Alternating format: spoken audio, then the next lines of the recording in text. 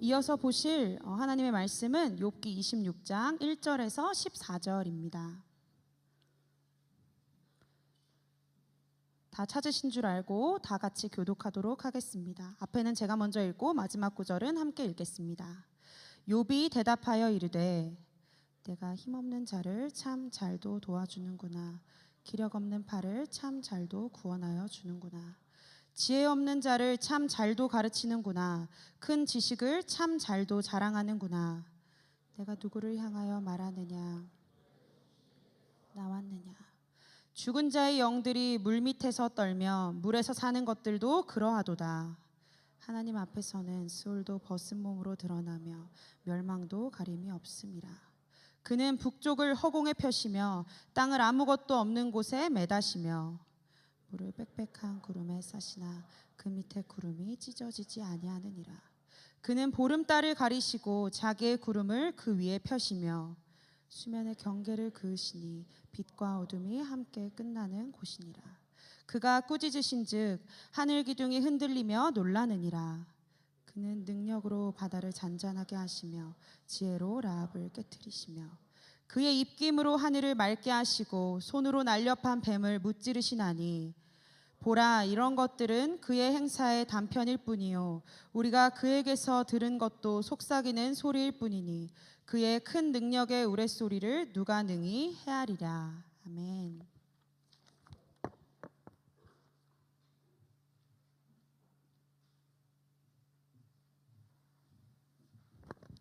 네, 우리 좌우 양옆에 있는 지체들 보면서 이렇게 인사했으면 좋겠습니다.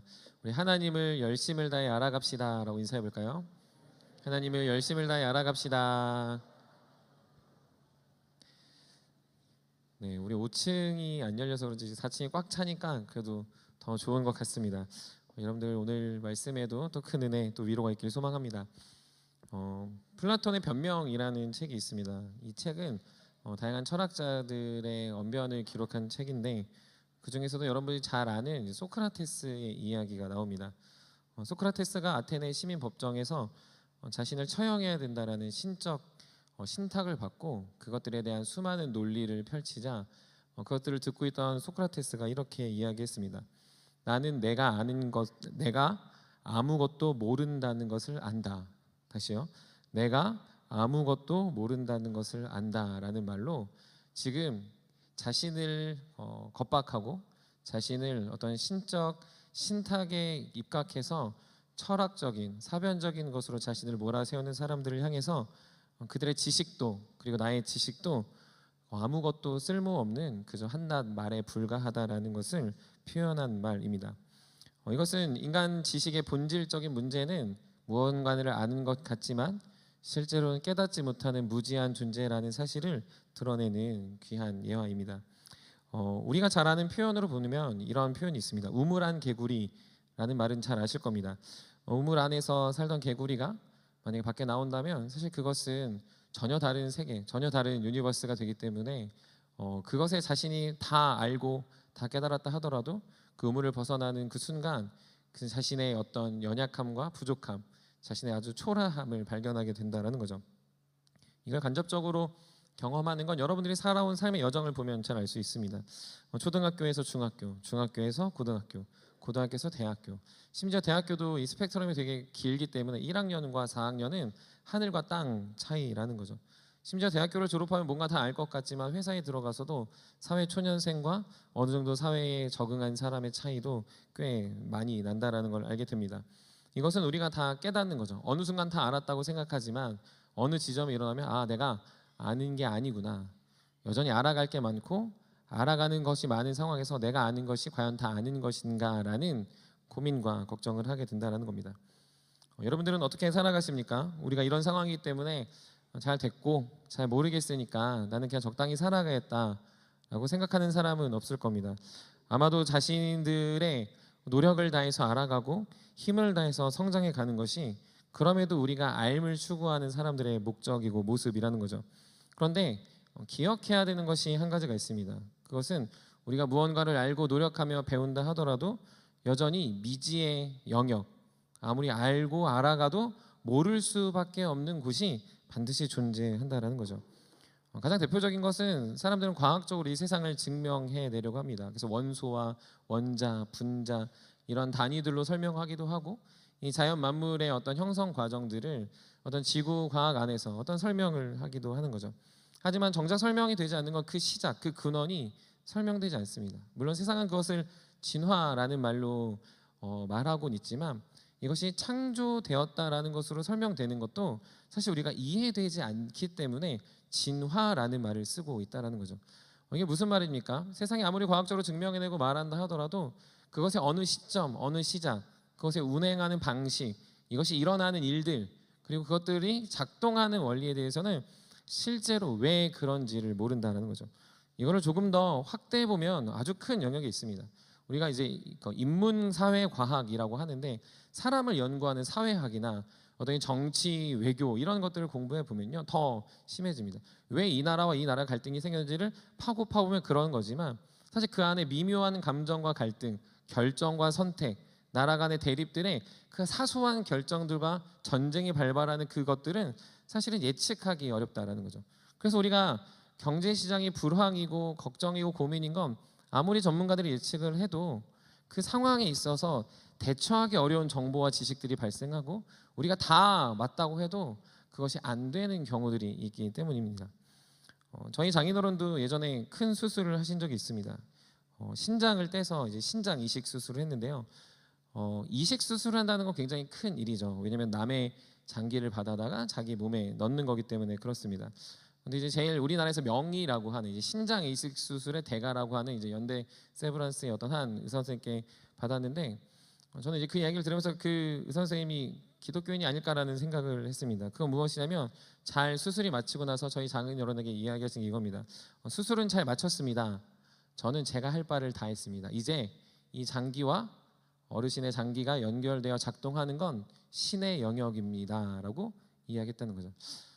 많은 공부를 하고 거기서 명의, 어떤 대가도 그것을 연결까지는 해줄 수 있으나 그것이 연결되어 운영되는 것은 감히 의사가 어떻게 시도조차 못한다라는 거죠. 이처럼 지식은 한계가 분명합니다. 그 지식의 끝까지 도달했어도 한계는 도달하는 거죠. 여러분들 인터넷에서 혹시 박사 과정이 되는 것을 이렇게 어떤 이렇게 원으로 그려진 거 보신 적 있으세요? 박사 과정? 한번 나중에 찾아보시면 있는데요. 지구가 동그랗다고 하면 박사 과정은 이렇게 아주 조그만 압정 같은 바늘 하나, 그거 하나 그으려고 사는 게 박사 과정이다라고 얘기해요. 물론 이것은 그냥 어떤 이미지로 표현한 거긴 하지만요. 세상에 여러분들이 아무리 박사가 되고 뛰어난 사람이 되고 명인이 되고 위대한 사람이 돼도 여러분들의 지식은 이미 더 무한한 미지의 세상 속에 점 하나, 발자국 하나, 혹은 손톱 자국 하나 정도 낼까 말까 하는 것에 불과하다라는 거죠. 그런데 문제는 여기 있습니다. 그런데 우리는요 지식 우월주의에 빠집니다. 다른 말하면 지식 일변도나 혹은 지식을 가지고 우리가 서로 상호 평가할 때가 많이 있다는 거죠. 지식을 찬양해서 생기는 일은 아닙니다.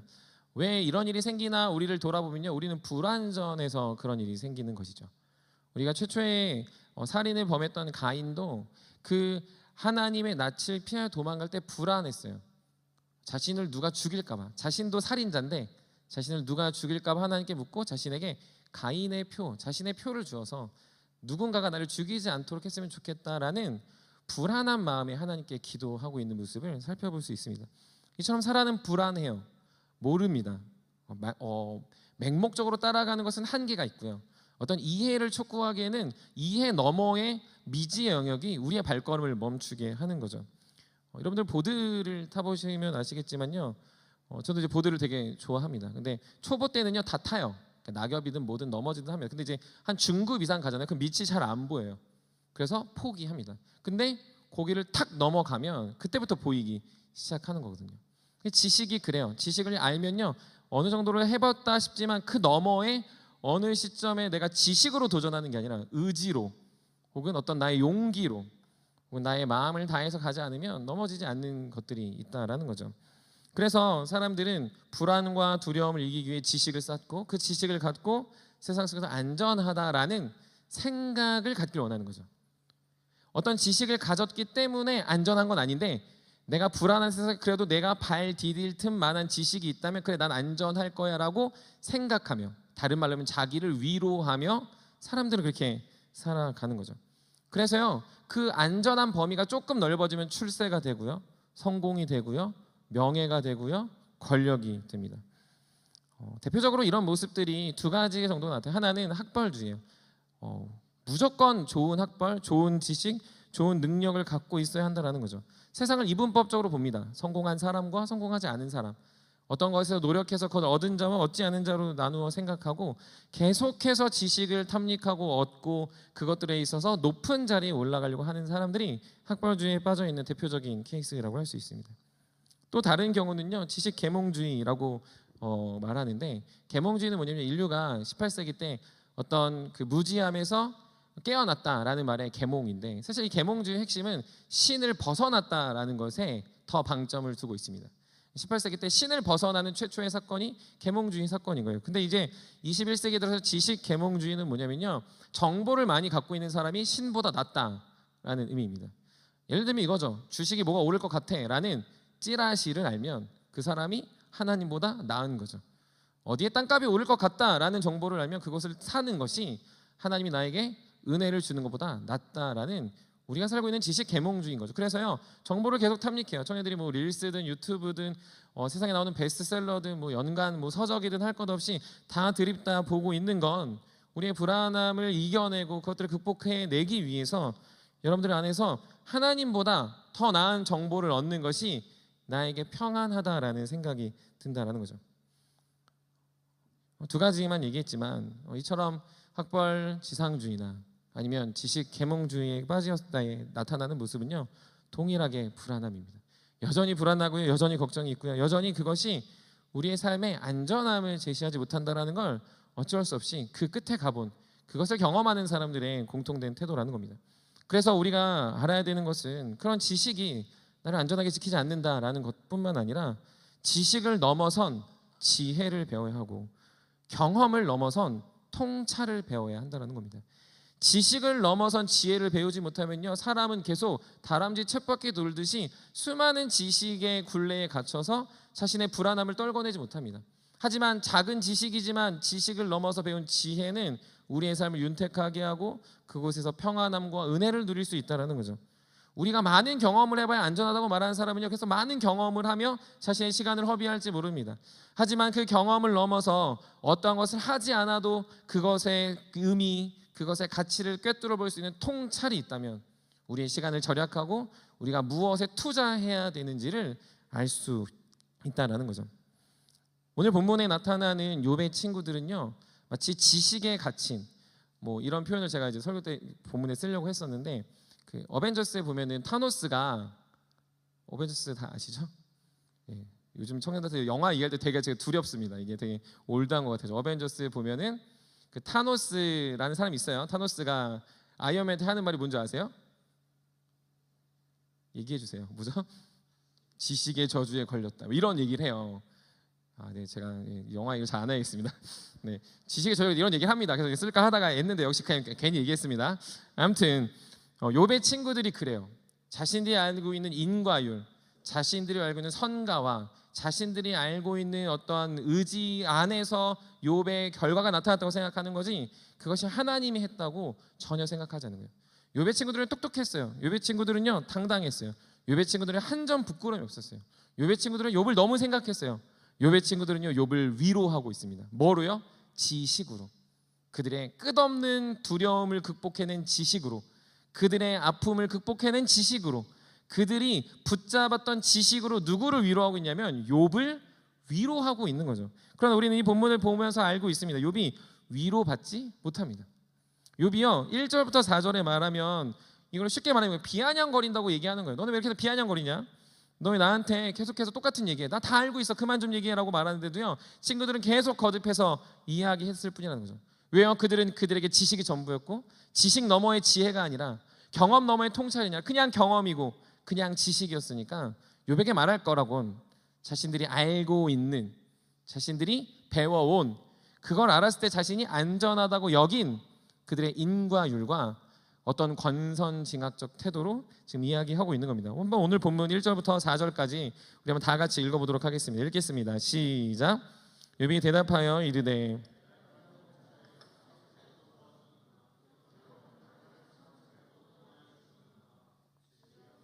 참 잘도 가르치는구나. 큰 지식을 참 잘도 자랑하는구나. 내가 누구를 향하여 정신이 내게서 나왔느냐. 아멘. 특별히 4절은 욥의 마음을 대변하는 표현 중에 표현이라고 생각합니다. 내가 누구를 향하여 말하느냐, 누구의 정신이 내게서 왔느냐라고 이야기하고 있어요. 누구를 향하여 말하느냐라고 하는 거. 이 말이 도대체 누구를 향한, 나를 향한 거냐, 아니면 너를 향한 거냐, 아니면 어떤 다른 사람을 향한 거냐. 듣고 있는 어떤 청자는 욥인데, 욥이 지금 이걸 되게 아이러니하게 표현하고 있는 거예요.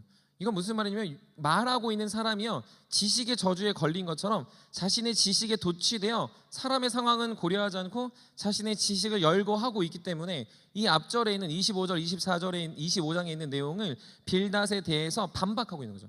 너 똑똑해, 알겠어. 근데 그거 도대체 누구 위해서 하는 거야? 나 위해서야? 너 위해서야? 하나님이 가르쳐줬어? 라고 말한다는 거죠. 그러면 도대체 그 정신은 누구에서 왔어? 하나님이 가르쳤으면 나를 그렇게 힘들게 했을까? 그게 과연 너 하나님이 나에게 말하라고 하는 메시지였어? 라는 것이 지금 이 4절에서 표현하고 있다는 거죠. 빌닷뿐만 아니라 욥의 친구들은요, 그의 지식의 정보에 갇혀서 욥을 위로한답시고 말한 모든 말들이 욥에게 상처가 되고 비수가 되고 있는 상황에 처하고 있는 것입니다. 욥은 친구들과의 계속되는 권면과 질책 속에 지쳐가고 있었어요. 친구들이 아는 모든 것이 실제로는 친구들이 아는 것으로 끝나는 게 아니라 그것을 하나님이 주신 것이고, 결국에는 그것의 지식이 자신을 살리지 못한다라는 것을 표현하고 있음에도 친구들은 들은 채도 하지 않고 자신의 정보만을 그저 사랑한다는 이유로, 도와준다라는 이유로 욥에게 쏟아붓고 있었기 때문입니다. 사역을 하다 보면요, 권면과 어떤 질책과 도움을 줄 때가 있습니다. 분명 어떠한 사역의 경험들과 노하우와 그리고 어떤 신앙의 양심에 입각해서 신방을 하거나 누군가를 만날 때 경험적인 혹은 알고 있는 것에 대해서 이야기할 때가 있는 거죠. 더 나아가서 신앙의 선배일 뿐만 아니라 인생의 선배이기도 하기 때문에 경험적으로 권면할 때가 많이 있습니다. 그런데 보통 그렇게 얘기하면요, 거의 한 반반인 것 같아요. 누구는요, 아 그렇군요 라고 하기도 하지만, 누가는 아 그래서 라는 태도를 취한다는 거죠. 왜 그렇습니까? 그 지식과 정보에는 동의할 수 있지만 그것이 나의 상황과는 맞지 않기 때문이죠. 그 말은 맞는데 그 말이 지금 나에게 맞지 않더라라는 겁니다. 같은 퍼즐 조각이긴 한데 그 퍼즐 조각이 내게 아니니까 아 좋은 거네라고 치부하고 그냥 스쳐 지나가게 되더라는 거죠. 왜 그렇습니까? 가장 원초적인 건 그걸 경험한 그와 그리고 듣고 있는 내가 다르기 때문이에요. 그렇게 해서 누군 됐지만 나는 안 된 거죠. 대표적인 게 뭐예요? 공부 이렇게만 하면 됩니다. 공부 잘 안 되죠. 영어 이렇게만 하면 정복합니다. 안 되죠. 게임 이렇게만 하면 잘합니다. 못하죠. 운동 이렇게 하면 메시처럼 할 수 있습니다. 우리 메시 아니죠. 뭐 이런 거예요. 그렇게 한다고 해서 다 안 되는 건 우리가 메시도 아니고 우리가 어떤 사람도 아니고 우리가 그것들을 해서 성공할 수 있는 존재가 아니기 때문에 우리는 그걸 받아들이지 않는다는 거죠. 정보의 전달은요, 절대 우리를 위로하지 않는다라는 거죠. 성격과 태도와 환경과 어떤 표정과 감정과 그가 처한 모든 것들이 그에게 아울러져 있음에도 불구하고 지식의 저주나 어떤 지식만을 전달하는 사람은 그것이 사람을 살릴 거라 생각하며 계속 이야기하는 겁니다. 그래서 욥의 친구들은 욥을 정죄하는 겁니다. 지식을 알았는데 지식이 사람을 정죄하는 거죠. 너무 쉬운 거예요. 말씀을 봤는데요, 말씀을 보고 사람을 위로하는 게 아니라 말씀으로 사람을 정죄하는 거죠. 예전에 제가 얘기했습니다. 제가 대학교 1년 때 열심히 그 제자 훈련을 받았거든요. 저는 이렇게 얘기하면 늘 교만하다고 얘기할 것 같지만 진짜 열심히 살았어요. 그래서 대학교 1년 때 내가 진짜 주님 너무 사랑하고 내가 주님 너무 나의 인생을 바칠 수도 있겠다라고 막 이렇게 지냈는데, 그때 제가 했던 말의 핵심은 이거였어요. 뭔지 아세요? 당신은 지옥 갈 것 같습니다 했어요. 나처럼 안 사니까. 말씀 안 보면 지옥 갈 것 같아요. 암송 안 하면 지옥 안 할 것 같아요. 예배 대충 드리면 지옥 갈 것 같아요 라는 말을 입에 달고 살았어요. 사랑하는 형들, 사랑하는 선배들, 사랑하는 동생들한테, 심지어 저희 누나한테까지. 저희 누나를 맨날 탕녀라고 불렀는데, 누나 지옥 가. 지옥 자녀야 누나는. 하나님 너무 싫어하실 것 같아. 우리 집에 지옥 가는 사람 있으니까 뭐 팥이라도 열어야겠다, 막 이런 얘기를 하면서 막 너무 심각하게 제가 저주와 담지 못할 말들을 했던 기억이 있습니다. 저는 제 정보의 가치인 거죠. 근데요, 우리가 그런 일들이 많이 있다는 겁니다. 교회에요, 그런 일이 너무 많이 일어나는 거예요. 선배기 때문에, 리더기 때문에, 목사기 때문에, 혹은 내가 너보다 좀 더 알기 때문에, 혹은 내가 너보다 돈을 많이 벌기 때문에, 좋은 집에 살기 때문에, 혹은 좋은 것을 누리고 있기 때문에 우리 눈의 경험이 그 사람에게 적용될 수 있다 착각하여 그 사람의 상황과 그 사람에게 필요한 말이 아니라 나의 정보로 사람을 죽일 수 있다는 거죠. 사랑하는 세움 여러분, 우리는 욥과 친구들의 대화를 보면서 한 가지 알게 되는 게 있습니다. 지식은 사람을 살리지 못한다입니다. 결코 지식은 사람을 살릴 수 없습니다. 지식은 우리에게 도움 정도는 줄 수 있습니다. 불안하지 않을 어느 정도의 달콤함은 줄 수 있어요. 하지만 그것이 괜찮아 보이고 나아 보인다 하더라도 그것은 결코 사람을 살릴 수 없는 지식에 지나지 않는다는 거죠. 여러분, 그래서 세상의 지식, 여러분들의 경험, 여러분들이 살았던 방법, 여러분들의 방편은 결코 다른 누군가한테 그대로 적용되지 않고 오직 하나님의 은혜와 하나님의 능력만이 필요하다는 걸 깨달아야 한다는 겁니다. 많은 사람들이 많은 지식과 많은 정보와 많은 것들을 모아야, 값비싼 것이 되어야, 여러분들의 삶 속에 그것들을 가득 채워 넣어야 내가 괜찮아진다고 생각한다는 건 착각입니다. 많은 사람들이 그렇게 해서 실패하고 넘어지고 결국에는 손해보고 결국엔 인생의 더 큰 두려움과 더 큰 걱정으로 계속 집착하게 되더라는 거죠. 관계에서도 그렇고요, 여러분들의 삶의 어떤 현장에서도 동일하게 나타납니다. 그렇게 나타나는 지식으로 사람을 살리지 못할 때 나타나는 현상이 무엇인지 아닙니까? 혼란과 혼동과 두려움과 머뭇하는 인생이 되어버린다는 거죠. 지식이 만연해진 세상 속에 나타나는 현상은요, 어떤 일이 일어나는 줄 아세요? 세상이 혼란스러워지고요, 세상이 분열하고요, 세상에 사랑이 없어집니다. 아까 얘기했죠. 지식 계몽주의라고 말할 때 원래 계몽주의가 18세기인데 19세기 때 나타났던 시대 사조는 허무주의입니다. 너무 똑같아요. 지식이 만연하고 지식이 드러나는 세대 다음에 쫓아오는 건 뭐냐면 생명과 영광과 능력이 아니라 반드시 허무와 불안과 낙담과 회피로 나아가게 되더라는 것이죠. 바울은요, 그래서 디모데전서 4장 7절에서 이렇게 이야기합니다. 우리 한번 앞에 화면을 보고 같이 읽었으면 좋겠습니다. 디모데전서 4장 7절 우리 같이 한번 읽도록 하겠습니다. 시작. 망령되고 허탄한 신화를 버리고 경건에 이르도록 내 자신을 연단하라. 망령되고 허탄한 신화, 이렇게 말하면 굉장히 나쁜 것 같죠. 하지만 바울이 디모데에게 말하고 있는 망령되고 허탄한 신화는 에베소 지역에 있는 그들의 통습, 그들의 어떤 통념, 그들의 문화, 그들에게 자연스럽게 나눠졌던 생각들, 이렇게 하면 결혼할 수 있고, 이렇게 하면 집 살 수 있고, 이렇게 하면 성공할 수 있고, 이렇게 하면 안전할 수 있다라는 이야기들을 바울은 뭐로 치장하고 있냐면 망령되고 허탄하다. 왜요? 그것은 살리지 못하니까. 여러분들이 집을 살 수 있는 방법을 아는 건 여러분들이 집을 얻어서 편안할 수는 있으나 그것이 여러분들을 살리지 않는 거죠. 여러분들이 어떻게 해서 결혼할 수 있는 방법을 뭐 연애를 하든 뭐를 하든 어떤 소개팅을 하든 다양한 방법들을 제시할 수 있으나 그것이 여러분들을 살리지 않는 건 그것은 지식에 불과하기 때문이라는 거죠. 그것은 절대로 여러분들에게 생명을 주지 않는다라고 성경에서 바울은 디모데에게 망령되고 허탄한 신화를 버려라 라고 이야기하는 겁니다. 사랑하는 세우며 여러분, 저 여러분들의 삶에는 필요한 게 있어요. 그거는요, 생명력입니다. 저 여러분들의 삶에는 지식이 아니고요, 여러분의 생명력을 유지할 수 있는 생명의 원천 대신 예수 그리스도다라는 거죠. 지식을 많이 넣는 것이 여러분을 살리는 게 아닙니다. 세상의 어떤 성공과 여러분의 번영과 여러분의 삶 속에 많은 어떤 정보들의 홍수 속에서 무엇이 양질의 정보냐 찾는 것이 여러분을 살리는 게 아닌 거죠. 매일 유튜브 보고 매일 어떤 텔레비 보고 어디 가서 강연 듣고 세미나 듣는 게 여러분을 살리는 게 아니라 여러분을 살릴 수 있는 유일한 것은 바로 예수 그리스도의 십자가 뿐이라는 거죠. 그러면 여러분들 많은 지식이 여러분을 살리지 않기 때문에 여러분들 마음속에 가득가득 채워야 될 예수 그리스도의 복음을 마음에 채워넣으시길 간절히 소망합니다. 더 나아가서 그런 지식과 그런 정보들을 여러분의 마음에 넣을 때 우리가 담대하게 말할 수 있어요. 우리가 담대하게 전할 수 있어요. 왜요? 나에겐 정보가 없어요.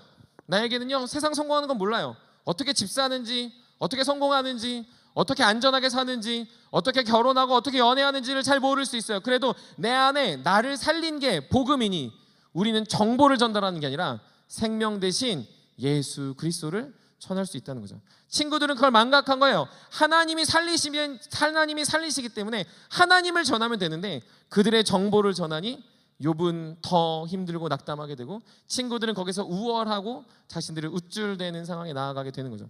여러분들도 동일합니다. 어떤 걸 많이 알아서 리더를 한다거나 많이 알아서 전도를 한다거나 여러분들에게 많은 경험이 있어서 주님을 자랑하는 게 아니에요. 제가 제일 싫어하는 게 뭐냐면요, 성공해서 간증하는 거예요. 간증은요, 성공할 때 하는 게 아니에요. 실패할 때 하는 거예요. 간증은요, 성공해서 우리 자랑하기 위해서 하는 게 아니에요. 우리가 낙담했을 때 하는 거죠. 낙담했을 때 그 낙담의 자리를 버텨내는 게 간증이고요, 실패했는데 그 실패를 벗어나지 않고 그것을 부둥켜 안는 게 간증이어야 하는 거죠.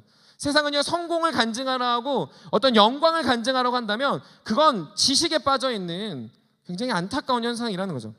그래서요, 저와 여러분들이 자랑하고 여러분들이 전하는 건 무엇입니까? 정보와 지식과 세상의 어떤 이익이 아니에요. 우리는 오직 예수 그리스도 복음만을 전하고 나에게 정보 없어도 지식 없어도 설령 똑똑하지 않아도 말이 어눌해도 혹은 나의 어떤 신앙의 경험이 미천해도 내가 이제 막 주님을 믿었어도 내가 리더가 아니어도 내 안에 불편함이 있어도 내 안에 이걸 전하면 저 사람이 들을까 안 들을까 고민이 되더라도 여러분들을 살린 예수 그리스도의 경험이 있다면 우린 반드시 강력한 지식과 정보이신 예수 그리스도 한 분을 알릴 수 있다는 거죠.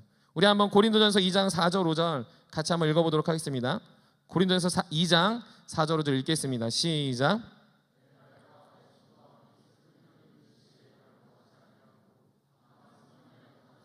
능력으로 하여 너희 믿음이 사람의 지혜에 있지 아니하고 능력에 있게 하려 하였노라. 아멘. 바울은 말합니다. 많은 사람들을 권면하고 복음을 전했던 바울은 지식에 능통한 자가 아니라 하나님의 복음에 능통한 자였습니다. 바울은 똑똑해서 선교를 잘한 게 아니라 복음을 잘 알았기 때문에 가능한 것입니다.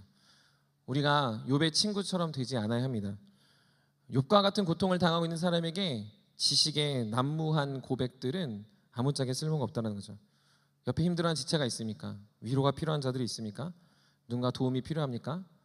여러분들이 생명력을 가진, 여러분들을 살린, 여러분들에게 생명력을 주신 그분을 전할 때입니다. 여러분들이 그걸 전할 때 반드시 위로가 되고 생명이 나타나고 그 안에서 하나님의 영광이 나타나는 거죠. 바울은 똑똑해서 말한다고 하지 않아요. 바울은 잘 알아서 말한다고 하지 않아요. 바울은 사람의 지혜가 아니라 하나님의 능력과 성령으로 가능하다 말합니다. 그러므로 저 여러분들은 가능합니다. 저 여러분들은요, 전할 수 있습니다. 저 여러분들은요, 사람을 죽이는 자가 아니라 사람을 살리는 자가 됩니다. 우리는 지식을 전하는 자가 아니라 주님을 전하는 자이기 때문인 것이죠. 그러므로 올해 연말이 되어가고 또 내년을 맞이하면서 힘들고 지친 자들이 있을 수 있어요. 내가 살아봤는데, 연말에 일해봤는데, 운동해봤는데, 기도해봤는데, 내가 뭐 해봤는데가 아니라 예수 그리스도의 복음을 서로 권면하고 예수 그리스도의 은혜를 우리가 잘 전할 수 있는 성령의 사람들이 되시기를 주님의 이름으로 간절히 축복합니다. 이어서 욥은 광대하신 하나님을 5절부터 이야기하고 있어요. 욥이 말하는 하나님의 광대하심은요, 단순합니다. 죽은 자들을 통치하시고 영혼을 다스리시고 지옥을 다스리시고 악한 존재.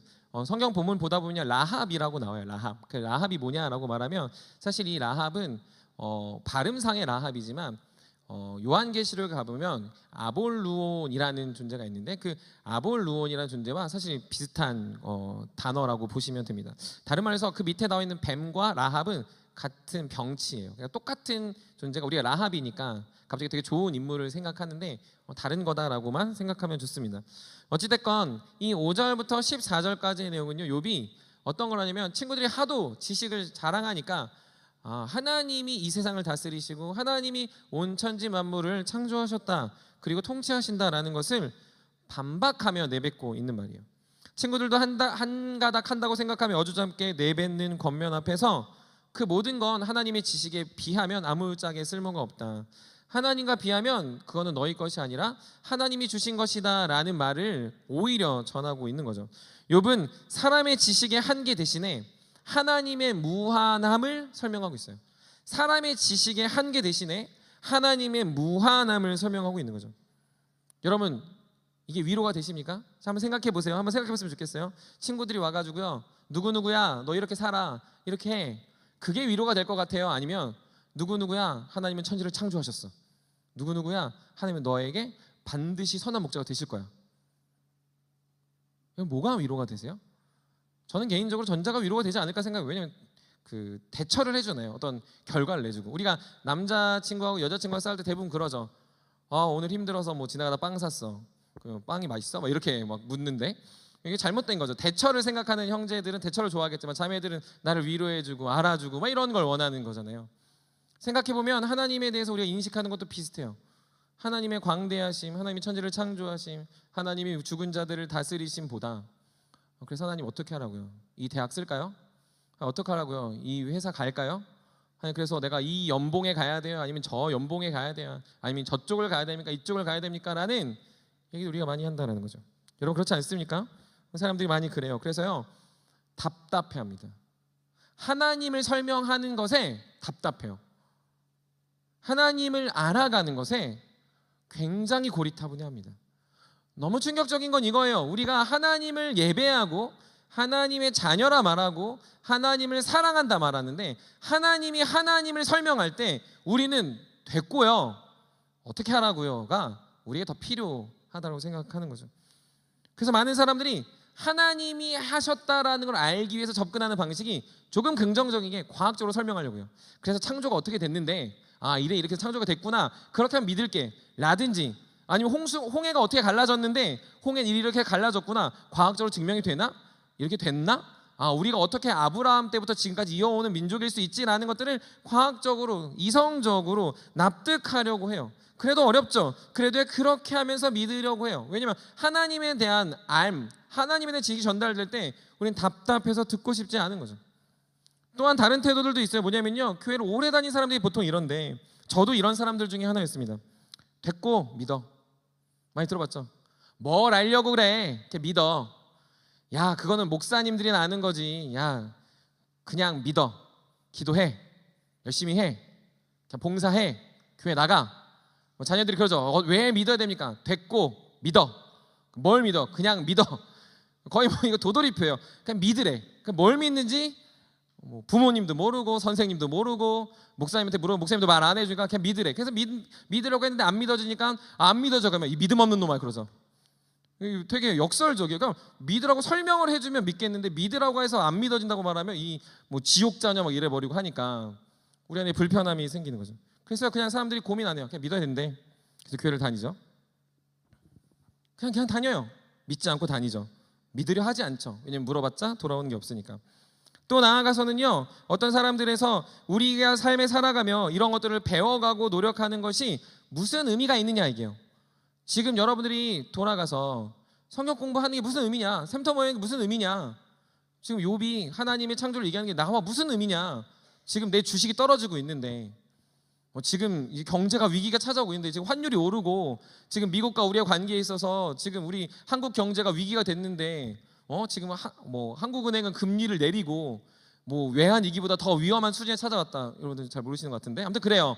그런 얘기를 하는데 이게 무슨 위기냐. 지금 가서 빨리 주식 보고 집도 좀 사고 돈을 모아놓고 주식 안 되면 코인으로 사야 될 것 같은데 앉아가지고 삼위일체 하나님은 성부 성자 성령이고 예수님은 완전한 하나님이시고 완전한 사람이시다. 이게 뭐가 도움이 되냐. 바쁘다. 예배나 드리자 라는 태도로 살아간다는 거죠. 여러분 그렇지 않습니까? 도움이 안 된다 여기죠. 도움이 안 될 거다 생각하고요. 배우기 어려우니 포기합니다. 믿음은요 묻는 게 아니에요. 그냥 믿음이라고 생각하죠. 많은 사람들이 그래서 살아갈 때 소경처럼 삽니다. 그냥 교회를 다녔던 문화에 갇혀서 살아요. 그냥 움직이고 그냥 살아가요. 너무 아이러니합니다. 세상의 지식은 아까 어떻게 했죠? 열심히 알아가요. 열심히 배우고요. 그것들을 막 자랑해요. 근데 하나님을 아는 지식은요 아무도 노력하지 않아요. 아무도 배우지 않고요. 그것에 유익이 된다고 생각하지 않고요. 그것을 배울 수 없다고 말하고요. 그것은 우리한테 기쁨이 되지 않는다고 말하는 거죠. 하나님 여러분들 창조하셨습니다. 하나님 여러분들 구원자가 되십니다. 하나님 여러분들의 심판자가 되십니다라는 말은 알아요. 하지만 그것을 알아가려고 노력하지 않는 거죠. 사랑하는 여러분, 이건 굉장히 충격적이라고 저는 생각합니다. 시대의 문제가 아니에요. 이건 어떠한 여러분들이 이 포스트 모던, 이 MG, 지금 Z 알파 세대가 왔다고 하는데 이런 시대에 살아가기 때문에 나타나는 현상이 아니고요. 우리의 죄가 우리의 죄성이, 우리의 연약함이 하나님을 아는 지식으로부터 우리를 계속 밀어내고 있는 거죠. 근데 우리는 그거를 인식하지 못한 채 떠밀려 가면서도 저와 여러분들은 계속 그게 더 낫다고 생각하는 거죠. 옷 잘 입는 법은 아는데 어떻게 하면 성경을 잘 아는지는 아무도 몰라요. 신구약이 어떤 내용인지는 20년 30년 교회를 다녀도 몰라요. 근데 어떻게 하면 어느 땅이 어디 곳이 돈을 잘 버는지, 어떻게 하면 영어를 잘하는지, 어떻게 하면 내가 성공할 수 있는지는 빠삭하게 안다는 거죠. 왜요? 하나님을 아는 지식이 그것보다 안 좋으니까. 조금 더 강하게 얘기할까요? 하나님 지식 아는 것보다 이거 아는 게 내 생활이 훨씬 더 편하니까라고 모두가 평가한다는 거죠. 근데 여러분들 주목해서 들으셔야 되는 게 있습니다. 신학자들은, 더 나아가 종교개혁자들은요, 하나님을 아는 지식은 신학과 신앙의 아주 중요한 기초가 된다라고 말합니다. 다시요, 종교개혁자 칼빈은요, 하나님을 아는 지식은 우리의 신앙과 신앙의 아주 중요한, 아주는 두 번 쓰지 않았어요. 제가 얘기한 거예요. 아주 중요한 기초가 된다는 거죠. 왜 그러냐? 하나님을 아는 지식과 인간을 아는 지식은 상호 연관되어져 있다. 하나님을 아는 지식과 인간을 아는 지식은 상호 연관되어져 있다. 그래서 하나님을 아는 지식이 늘어나면 날수록 우리는 동시에 나의 정체성과 나의 목적과 나의 자아를 발견하기 때문이다. 놀랍지 않습니까? 세상은요, 지식을 많이 알아 불안을 떨치라고 말하는데요, 성경과 신학자들은요, 하나님을 알아가면 나를 알고 나의 목적을 알고 나의 정체성을 알고 내가 뭘 하고 살아야 되는지를 알려준다. 뭘 하시겠습니까? 한 가지 한번 예를 들어보겠습니다. 거룩한 하나님, 감사가 되죠. 너무 거룩한 하나님, 은혜가 됩니다. 근데요, 여러분 이걸 알아가 보셨어요? 거룩한 하나님이 왜 은혜가 될까요? 거룩하다라는 말에는 아주 단순하게 보면 하나님은요, 죄를 미워하는 거예요. 죄 중 모든 것들은 심판하십니다. 거룩하신 하나님은 모세에게도 말하죠. 내 신을 벗으라. 올해의 표현입니다. Where your stand. 내가 선 곳은 거룩한 땅이니 내가 신을 벗으라 해요. 왜냐하면 아무리 하나님이 부른 모세라도 거룩하지 않기 때문에 그 땅에 들어올 수 없다라는 거죠. 그래서 모든 죄는 차단하는 게 거룩이에요. 그래서 하나님은 구별됐죠. 성전에서도 지성소에 계세요. 지성소는요, 딱 1년에 한 번 대제사장만 들어갈 수 있어요. 사람이 들어가고 싶다고 들어가면 반드시 죽어요. 그래서요, 다윗이 성전 궤를 옮길 때 우사가 손을 들어 법궤를 맞으니까 바로 죽습니다. 반드시 어깨에 메고 궤를 옮겨야 돼요. 왜냐하면 하나님은 거룩하시니까. 다윗은 무서워서 쳐다도 못 봤어요. 그래서 나중에 고아자선을 통해서 법궤를 옮기기도 합니다. 그런데요, 법궤의 거룩함과 구별됨과 능력 속에서 많은 사람이 두려워해요. 그런데 그 법궤가 결국 또 뺏기죠. 그리고 그들의 백성 속에 거룩이라는 게 소원해지기 시작합니다. 근데 놀라운 게 여기서 시작됩니다. 그 거룩하신 하나님이요, 2000년 전에 이 땅에 오신 거죠. 예수 그리스도가 되셔서. 거룩한 분은요, 구별돼야 돼요. 달라야 돼요. 만나면 죽어야 돼요. 만날 수 없어요. 그리고 우리가 접근 불가입니다. 근데 그분이, 거룩이신 그분이 인간의 몸을 입으시고 인간이 되셔서 이 땅에 오신 거죠. 성탄절 그날에 오신 거예요. 그래서 그분은요, 거룩한데 거룩하지 않은 우리와 함께 하는 거죠. 거룩한데 거룩하지 않은 우리에게 그분이 오신 거죠. 내가 가면 죽으니 거룩이 온 거죠. 그래서 우리의 삶에는 거룩할 수 없어요. 거룩을 입는 겁니다. 거룩을 맛보는 거죠. 그래서 거룩을 알아가야 돼요. 거룩을 아셨습니까? 여러분, 거룩이 여러분에게 도움이 됩니까? 사랑도 마찬가지예요. 원수를 사랑하라, 기독교의 메시지이기도 합니다. 하지만 원수를 사랑하고 할 때 내 원수도 생각하겠지만 여러분들이 원수라는 거죠. 십자가에 예수 그리스도 못 박은 건 로마 군병이 아니라 지금 여러분들의 삶 속에서 죄와 허물과 여러분들의 몸과 여러분들의 생각과 여러분들의 그릇된 생각을 갖고 살아가는 여러분들의 삶이 주님의 원수고 주님을 못 박았는데, 그런 여러분들을 원수인데 그 주님이 원수된 우리를 사랑한다는 거예요. 내가 나를 사랑하냐 묻는어서 사랑하는 게 아니고요, 원수인 나를 사랑하셔서 예수님이 오셨고 그 예수님이 십자가에 못 박히셔서까지 내가 너를 사랑한다라고 증명해낸 게 십자가라는 거죠. 근데 우리 사랑을 내가 어떻게 사랑받을 수 있을까? 그래, 내가 막 살아도 사랑하겠지라고 너무 단편적으로 생각한다면 하나님을 아는 지식은 나에게 쓸데없고 세상의 지식들에 갇혀서 세상에 너무나도 많은 상처와 너무나도 많은 죽음만을 선포하는 인생이 되어버릴 수 있다는 거죠. 그래서 또한 18세기 신학자인 헤르만 바빙크는요, 하나님을 아는 지식은 우리에게서 기인하는 것이 아니다. 하나님을 아는 지식은 하나님의 계시에 근거한다. 계시는 하나님께 드러내는 거예요. 하나님의 계시는 두 가지가 있는데 하나는 일반 은총과 하나는 특별 은총이다라고 얘기해요. 일반 은총과 특별 은총. 이것은 신자에게 작동하여 단순한 학문적 지식이 아니라 신앙적 체험을 도출해낸다라고 이야기합니다. 일반 은총과 특별 은총을 신자에게 작용하여 반드시 학문적 지식이 아니라 신앙적 체험을 도출해낸다는 거예요. 일반 은총은요, 자연 만물이 하나님이 다스리신다는 너무 평이한, 어찌 우리가 다 알고 있는 멋있는 환경과 멋있는 자연을 만드신 분이 하나님이라는 걸 아는 게 일반 은총이에요. 특별 은총은 그런 그분이 우리를 구원하시고 우리를 죽으시고 부활하시고 그가 나를 원수 삼는 게 아니라 친구 삼으시고 아들 삼으셨다는 놀라운 사실이 특별 은총입니다. 여러분, 이게 세상 지식을 아는 것보다 더 큰 기쁨과 감격이 있어야 합니다. 그것이 여러분들에게 더 알고 싶고 더 배우고 싶고 더 노력해서 알아가야 하는 것이지, 그것이 여러분을 살리고 그것이 그래서 여러분들을 드러내는 것이지, 결코 이것이 고리타분하고 나와 무관하고 여러분들의 인생을 더 힘들게 하는 지식은 아니라는 겁니다. 사랑하는 세움 여러분, 욥은 지금 하나님을 아는 지식을 고백합니다. 그게 무엇입니까? 세상은 하나님이 지었습니다. 세상의 모든 죽음은 하나님이 주관하십니다. 세상의 낮고 높음과 파도의 이뤄짐과 하늘의 궁창과 하늘의 운행과 바다와 땅과 모든 것은 하나님이 다스리신다라는 욥은 자신도 모르게 하나님의 일반 은총을 자신의 삶으로 고백하고 그 지식을 자신의 삶에 적용하여 자신의 삶을 비춰보고 있는 겁니다. 그럴 때 이 14절 같이 고백하고 있습니다. 우리 한번 14절 같이 읽어보도록 하겠습니다. 오늘 본문 14절 읽겠습니다. 시작. 보라, 이런 것들은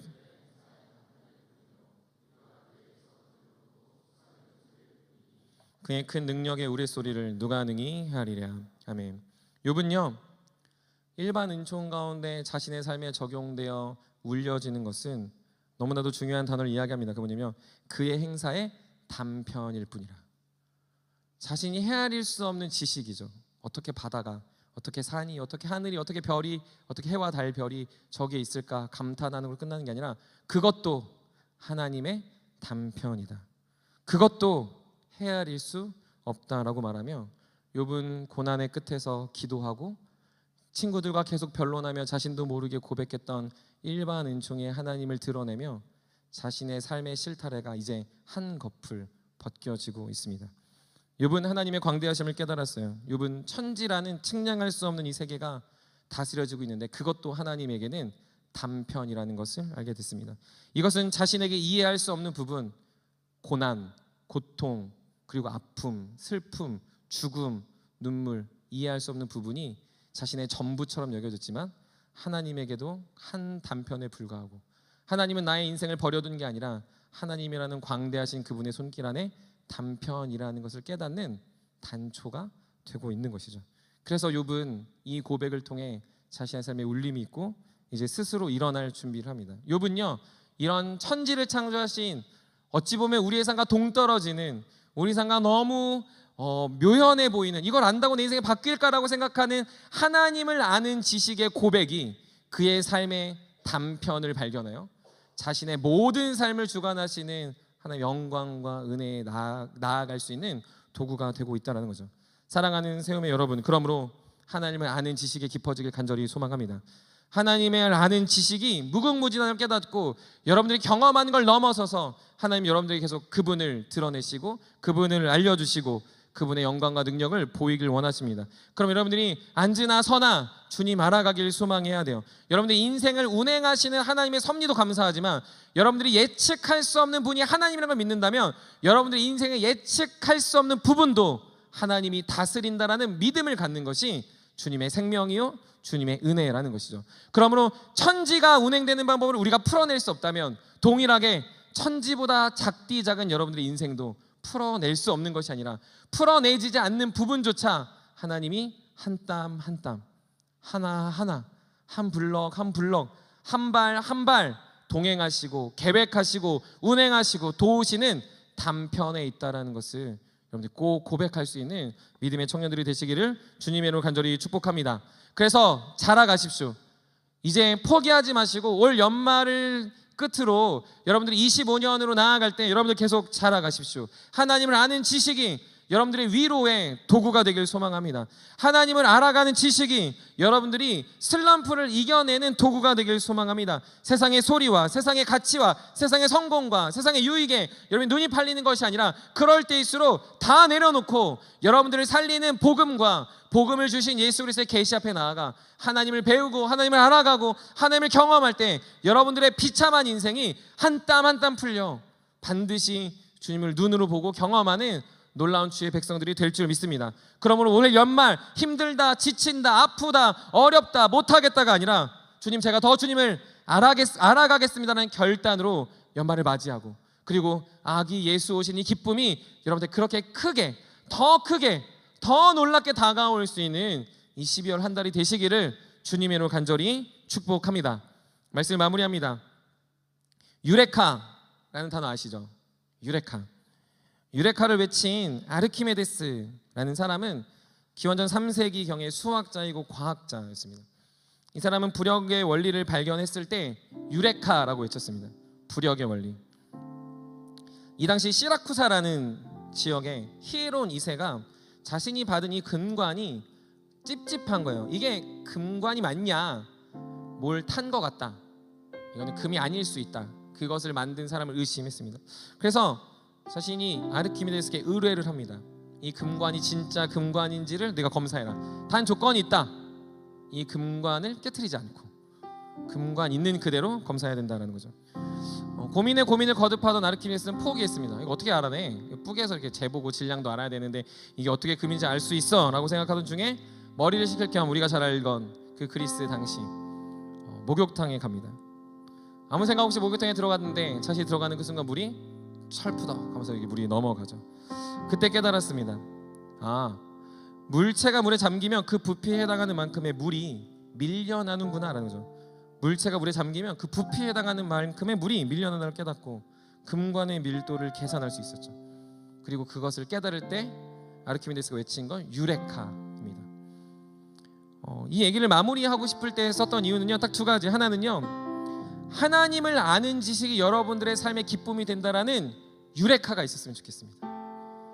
주식이 이게 잘 된대, 저 땅이 오른대, 저 회사가 좋대, 저 나라에 가서 살아야 된대, 이것이 나한테 좋대라는 말의 유레카가 아니라 하나님을 아는 지식.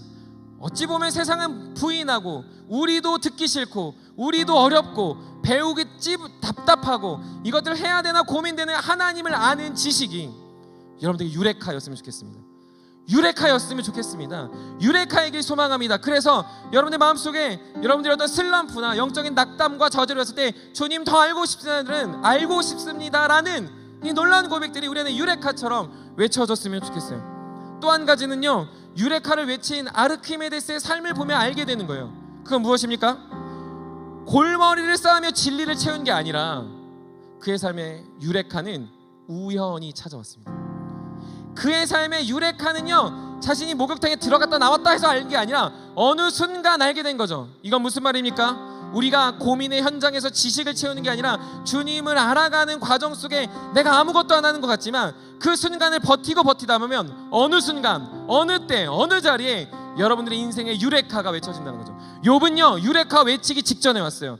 욥은요, 이제 주님을 만나보기 직전에 왔어요. 그건 그가 변론의 자리에 있다는 거죠. 그가 포기하지 않고 친구들과 이야기했다는 거예요. 그가 자신의 삶에 원통한 일들을 설명해내지 않고 계속 주님께 기도하며 물었기 때문에 유레카 외칠 준비를 하고 있다는 거죠. 여기에 그렇게 앉아 계신 분 계십니까? 여러분들의 인생의 24년을 마무리할 때 내 인생의 유레카는커녕 답답하고 걱정과 눈물과 한숨뿐이 인생이 있습니까?